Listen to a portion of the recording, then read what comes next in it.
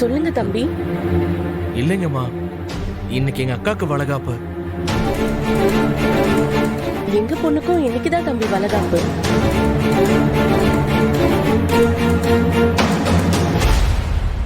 இல்ல, இன்னைக்கு தானே எங்களுக்கு தேதி கொடுத்திருக்காங்க.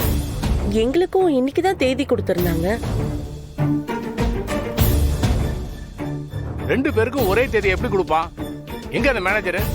மேனேஜர் மேனேஜர் சார், என்ன விஷயம் சொல்லுங்க சார். எங்க அன்னைக்கு இந்த தேதியில எங்க அக்காக்கு வளகாப்பு இருக்குன்னு சொல்லி தானே புக் பண்ணி அட்வான்ஸ் கொடுத்தேன். நானும் இந்த தேதியில தான் வளகாப்புன்னு அட்வான்ஸ் கொடுத்தேன்.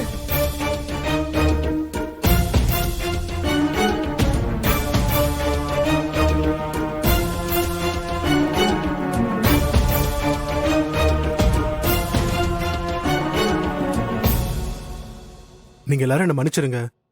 தப்பு ஏமானதான்.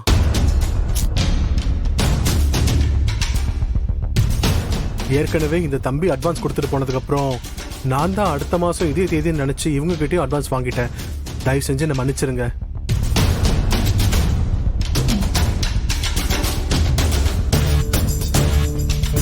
பிரச்சனை எதுவும் பண்ணிக்காதீங்க. ரெண்டு பேர் வீட்லயும் நல்ல காரியம் தான் நடக்குது. சண்டை போடாம பேசி முடிச்சுக்கலாம் சார். பாரதி, அம்மா அம்மா, நான் தான் இது வேண்டான்னு சொன்னேன்ல, கேட்டிங்களா? மேடம். அக்கா அக்கா, என்ன பண்றீங்க? உட்காருங்க உட்காருங்கக்கா ப்ளீஸ்.